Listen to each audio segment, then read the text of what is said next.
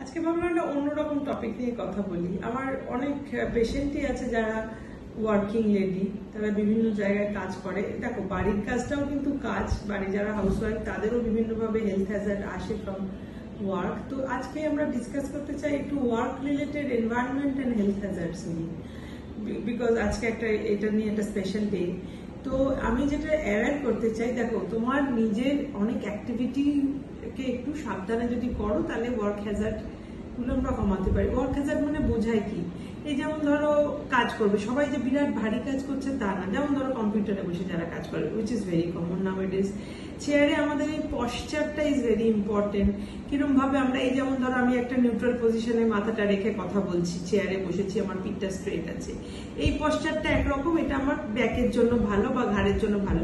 এবার যখন সামনে কম্পিউটার নিয়ে কাজ করছো, বহুক্ষণ একদিকে চেয়ে আছো, চোখের এই গ্লেয়ার এফেক্টের জন্য চোখে অসুবিধা হচ্ছে, তারপর হচ্ছে তোমার ঘাড়ে ব্যথা হয়ে যাচ্ছে, ব্যাক পজিশনটা যদি ঠিক না থাকে, তাহলে তুমি ধরো হাঞ্চ করে বসেছো, তাতে তোমার ব্যাক পেন হচ্ছে। কারণ এটা তো 1-2 ঘন্টারও ব্যাপার না, যারা কাজ করে তারা তো সারাদিন ধরো বসে কাজ করছে, ঠিক আছে? তো চেয়ারে বসে কাজ করছো, চেয়ারটা প্রপারলি ইউজ করতে হবে। আইদার এরকম ভাবে আমি যেমন বললাম স্ট্রেট বসা, অরেঞ্জ চেয়ারের পিছনে গিয়ে পিঠটা হেলান দিয়ে স্ট্রেট বসে এইভাবে কথা বলা। তাকানোটাও তোমার কম্পিউটারের স্ক্রিনটা এমন জায়গায় রাখো যাতে তোমার হেডটা নিউট্রাল থাকে। এই না যে তোমার ঘাড়টা ঘুরিয়ে এরকম ভাবে দেখতে হচ্ছে, তাহলে ঘাড়ে ব্যথা হবে, চোখে ব্যথা হবে, দেখার অসুবিধা হবে। হ্যাঁ, যাদের পাওয়ার আছে, পাওয়ারের চেঞ্জটাও কুইকলি হবে। তো এটা কিন্তু একটা হেলথ হ্যাজার্ড, সেটা পশ্চার থেকে হচ্ছে। আবার যেমন ধরো নিচ থেকে কিছু একটা তুলতে হবে, তখন যদি আমরা অনেক সময় খুব স্টুপ ডাউন হয়ে তোলার চেষ্টা করি, অনেক নিচু হয়ে, অনেক সময় আমাদের ব্যাক পেন হয়ে যায়, কিছু একটা লেগে গেল, আমরা তখন ভাবি যে ব্যাস এবার ব্যাক পেন শুরু হলো। সেখান থেকে একটা আবার লং টার্ম হেলথ হ্যাজার্ড। এমনিতেই দেখো পেরিমেনোপজাল যারা, তাদের ব্যাক পেন হয়। অনেকের ধরো ওবিস পেশেন্ট, তাদেরও back pain is very common, এমনিতেই ব্যাক পেন হচ্ছে কিন্তু বিভিন্ন রিজনে। তার সাথে হেলথ হ্যাজার্ড হিসাবে কি না, যেখানে কাজের জায়গায় সেখানে তুমি কাজ করতে গেলে তাতে তোমার ব্যাকে একটা লেগে গেল, ব্যাক পেন হলো। সেজন্য নিয়ম হচ্ছে ব্যাকটাকে চেষ্টা করবে যতটা স্ট্রেট রাখা। ধরো নিচু থেকে কিছু একটা তুলতে হবে, তোমাকে আমাদের নিয়মটা হচ্ছে স্ট্রেট বসে জিনিসটাকে স্ট্রেট ভাবে তোলার চেষ্টা করো, নট যে একদম স্টুপ ডাউন হয়ে করবে, তাহলে ব্যাকে লাগার চান্সেস বাড়ে। এগুলো হচ্ছে তোমার এই পশ্চার। তাছাড়া হেলথ হ্যাজার্ডের মধ্যে আরো হচ্ছে হ্যাজার্ড, যেমন ধরো ফিজিক্যালি ধরো কোথাও জল পড়ে আছে, কেউ দেখতে পেলো, সে যদি সেটাকে না সরায় অন্য কেউ ট্রিপ করে পড়ে যেতে পারে। ধরো একটা ইলেকট্রিসিটির তার, সেটাও যেমন ভেরি ইম্পর্টেন্ট, কোথাও যদি একটা কিছু খোলা থাকে সেখান থেকে অ্যাক্সিডেন্ট হয়ে যেতে পারে। এগুলো ওয়ার্ক প্লেসে হতে পারে, বাড়িতেও হতে পারে। তো বি কেয়ারফুল অ্যাবাউট ইট, যাতে কিনা তোমার এই হেলথ হ্যাজার্ড যেগুলো কমনলি আমরা অ্যাভয়েড করতে পারি সেগুলো আমরা যাতে করতে পারি। এছাড়া ধরো একটা এনভায়রনমেন্টাল পলিউশন একটা হেলথ হ্যাজার্ড। হিট, প্রচন্ডভাবে হিট ওয়েভ দেখতে পাচ্ছি আমরা এখনই। দেখো মার্চ মাস এই সবে এপ্রিল শেষ হতে চললো, এখন তো প্রচন্ড গরম পড়ে গেছে, কলকাতার হিউমিডিটি তো অসম্ভব লেভেলে। তো এগুলো তো অফকোর্স আমাদের হেলথ হ্যাজার্ড।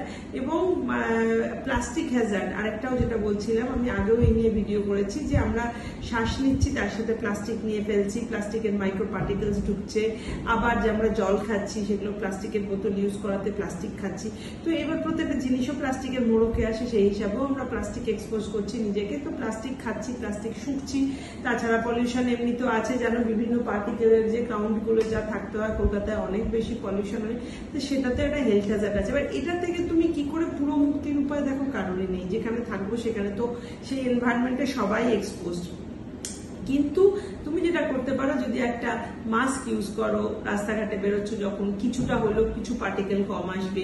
স্পেশালি যারা ধরো অ্যাসথমেটিক আছে, যাদের সিওপিডি আছে, তাদের জন্য কিন্তু এটা ভেরি হেল্পফুল, যে কিছুটা হলেও পার্টিকেল তুমি অ্যাভয়েড করতে পারবে। এখন গরমে একটা মুশকিল মাস্ক পরা, কিন্তু এটা একটা উপায় যেখানে তুমি কিছুটা পার্টিকেল অ্যাভয়েড করতে পারবে। আদারওয়াইজ তোমার প্লাস্টিক বটল ইউজ বন্ধ করা, প্লাস্টিকের জিনিস যতটা, টিফিন বক্স যেগুলো খাওয়ার জন্য আমরা মেনলি ইউজ করি, প্লাস্টিকের জিনিসে রান্না করা, এই সবগুলো যদি আমরা একটু অ্যাভয়েড করি, তাহলে ওই রিলেটেড যত হেলথ হ্যাজার্ড সেগুলো আমরা অ্যাভয়েড করতে পারবো। সেটা বাড়িতেও হতে পারে, যে কোনো ওয়ার্ক প্লেসে হতে পারে। এগুলো বেসিক নিডস এর মধ্যে পড়ে। এছাড়া আর বলবো যে নিজেদের সুস্থ রাখার জন্য ইমিউনিটি বাড়াও, যাতে কিনা এই ধরনের হেলথ হ্যাজার্ড, যেটা তোমার হাতে নেই, সেইটাতে তুমি এক্সপোজড হলেও বডিতে ক্ষতি না হয়। যেরকম তোমার বিভিন্ন ভাইরাল ইনফেকশনের জন্য সবার একসাথে হয় না, যেন অফিসে কাজ করতে গেলেও হতে পারে কারোর ইনফ্লুয়েঞ্জা হয়েছে, কেউ হয়তো চিকেন পক্স এখন খুব কমনলি হচ্ছে, আমার অনেক পেশেন্ট অ্যাফেক্টেড রয়েছে, এই সমস্ত কমিউনিকেবল ডিজিজেও আমরা এক্সপোজ থাকি। এগেন মাস্ক সেক্ষেত্রে হেল্প করে, আর নিজের বডির ইমিউনিটি যেটা তোমাকে প্রোটেক্ট করতে হেল্প করে। তো হেলদি একটা নিউট্রিশিয়াস ডায়েট, তাতে তোমার ফ্রুটস অ্যান্ড নাটস থাকবে, ফাইবার থাকবে, yogurt is very important for your health, এগুলো করে ইনার ইমিউনিটি বুস্ট করো যাতে এই হেলথ হ্যাজার্ড থেকে মুক্তি পাও।